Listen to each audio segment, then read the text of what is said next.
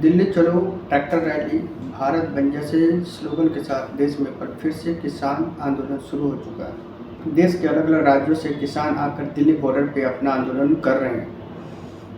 इन सभी किसानों में सबसे ज़्यादा किसान पंजाब, हरियाणा और उत्तर प्रदेश के किसान हैं। इस किसान आंदोलन को 2.2 कहा जा रहा है। इसका संबंध 2020-21 में होने वाले किसान आंदोलन से, क्या सच में यह आंदोलन 2020-21 में होने वाले किसान आंदोलन से संबंधित है या फिर ये किसान आंदोलन उससे अलग है? सबसे पहली बात, 2020-21 में होने वाले किसान आंदोलन में जो किसानों की सबसे मेन डिमांड थी वो था 3 नया कानून जो गवर्नमेंट लेके आई थी। किसानों का डिमांड था कि वो तीनों कानून वापस ले ले गवर्नमेंट। एक लंबे समय तक प्रोटेस्ट के बाद गवर्नमेंट ने वो तीनों कानून वापस ले लिया था, लेकिन एक बार फिर से किसानों ने अपना प्रोटेस्ट शुरू कर दिया है, अपना आंदोलन शुरू कर दिया है। और इस बार जो किसान है उनका प्रोटेस्ट और उनकी डिमांड जो है वो अलग है। इस बार का किसान आंदोलन फार्मर प्रोटेस्ट की जो डिमांड है वो 2020-21 में होने वाले फार्मर प्रोटेस्ट से कैसे अलग है। इस बार जो प्रोटेस्ट हो रहा है, इस प्रोटेस्ट में किसानों की सबसे पहली जो डिमांड्स हैं वो है एमएसपी पे एक लीगल कानून बनाना, ताकि कोई भी प्राइवेट कंपनी उस एमएसपी से कम रेट पे कभी भी कोई भी फसल ना खरीद सके। इसके अलावा किसानों के 11-12 और डिमांड्स हैं जिसको बिल्कुल भी किसानों के हित में या उचित नहीं माना जाता, जिसके लिए फार्मर प्रोटेस्ट हो रहा है। और ये हमने एसकेएम के जो लोग हैं जो 2020-21 में प्रोटेस्ट किया था किसानों की तरफ से, उन लोगों का कहना है। संयुक्त किसान मोर्चा एसकेएम 2020-21 में होने वाले किसान प्रोटेस्ट को लीड कर रहे थे, जिसमें टोटल 32 यूनियन शामिल थी। लेकिन इस बार के प्रोटेस्ट में एसकेएम है वो स्प्लिट हो गया है और अलग अलग यूनियन में बढ़ चुका है, जैसे कि SKM Punjab, SKM non politicals और एसकेएम किसान मजदूर मोर्चा, इन में बट गया है। इस बार के फार्मर प्रोटेस्ट को लेकर एसकेएम के कुछ लोगों का कहना है कि इस बार इस फार्मर प्रोटेस्ट में कुछ ऐसे लोग घुस आए हैं जो 2020-21 में होने वाले फार्मर प्रोटेस्ट में तोड़-फोड़ के लिए जिम्मेदार थे। इसके साथ ही उनका कहना है कि इस फार्मर प्रोटेस्ट में जो डिमांड्स रखे गए उसमें से कुछ ऐसे डिमांड्स हैं जो इस फार्मर प्रोटेस्ट के लिए उचित नहीं है। उनका कहना है कि इससे इस फार्मर प्रोटेस्ट से जो एमएसपी पे लीगल कानून बनाने की बात हो रही थी वो भी कमज़ोर हो जाए। इस प्रोटेस्ट को लेकर राकेश टिकैत, जो कि 2020-21 में किसान आंदोलन का फ्रंट फेस बने हुए थे और जो एसकेएम किसान संयुक्त मोर्चे को लीड कर रहे थे, उनका भी कहना है कि इस बार जो लोग प्रोटेस्ट कर रहे हैं उनमें से कुछ लोग सतलज और यमुना लिंक नहर के मुद्दों को भी उठाना चाहते हैं, ताकि पंजाब और हरियाणा के किसानों के बीच एक दरार पड़ जाए। इसी प्रोटेस्ट के टाइम एक वीडियो खूब वायरल हुआ था, आपने देखा ही होगा। मोदी का ग्राफ बहुत मंदर दे करके ऊपर चढ़ गया, वो नुकसान है, वो इहदा ग्राफ डाउन किवें आ सकदा। इस वीडियो को देखकर साफ लगता है कि ये जो प्रोटेस्ट है, इस प्रोटेस्ट के द्वारा कुछ लोग किसानों के कंधों पर बंदूक रखकर पॉलिटिकल बेनिफिट लेना चाहते हैं।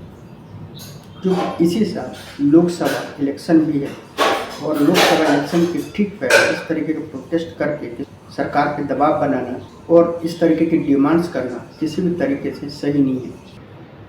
अगर इसका एक और पॉलिटिकल एंगल देखा जाए तो वो ये है कि इस बार का फार्मर प्रोटेस्ट किसान आंदोलन किसान अपनी पूरी तैयारी के साथ शुरू किया है। इस फार्मर प्रोटेस्ट के अंदर किसान 1200 ट्रैक्टर, 300 कार और 10 मिनी बस के साथ दिल्ली बॉर्डर पे जमा हुए, जो अपने साथ 6 महीने का राशन लेकर आए। किसानों के इस प्रोटेस्ट को देखकर तो यही लगता है कि इस प्रोटेस्ट के द्वारा एक पक्ष को फ़ायदा पहुंचाने और दूसरे पक्ष को हानि पहुंचाने के लिए ही किया जा रहा है, जिसका असर सीधा सीधा इस साल को होने वाले इलेक्शन पर पड़ने वाला है। और इस साल जिस तैयारी के साथ किसान बॉर्डर पे आए हुए हैं, उससे तो ऐसा लगता है कि ये प्रोटेस्ट इलेक्शन से पहले तो ख़त्म ही नहीं होने वाला।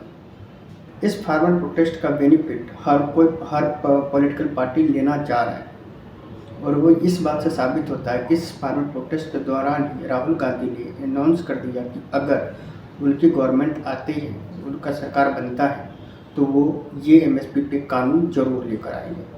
कि इंडिया की सरकार आएगी तो हम एमएसपी की गारंटी हिंदुस्तान के किसानों को देंगे।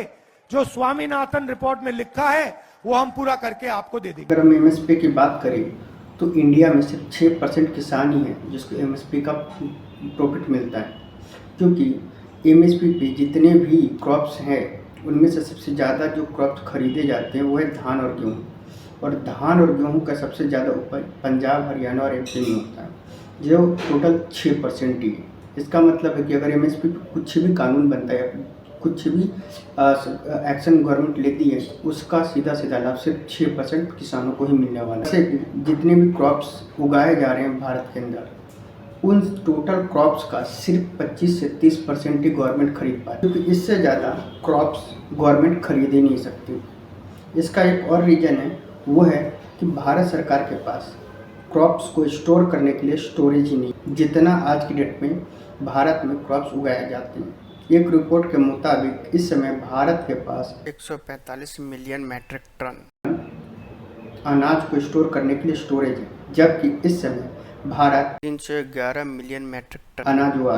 कई बार अनाज खरीदने के बाद स्टोरेज की कमी के कारण अनाज को बाहर खुले में रखना पड़ता है, जिससे बहुत सारा अनाज बर्बाद हो जाता है।